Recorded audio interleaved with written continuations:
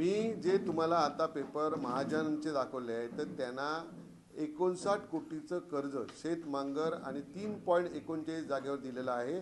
10 कोटी रुपयाचं खरेदी खत आहे.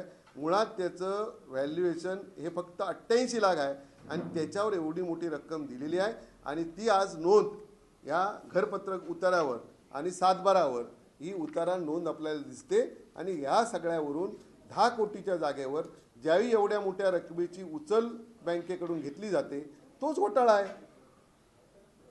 59 कोटी कुठे आणि 10 कोटी कुठे? समजा ठीक आहे 88चा आपण समजा 10 कोटी तुम्ही केले तर 10 कोटी द्यायला पाहिजे. मग इतके पैसे कसे काय दिलेत? त्याच सर्वे नंबरवर. हाच घोटाळा आहे.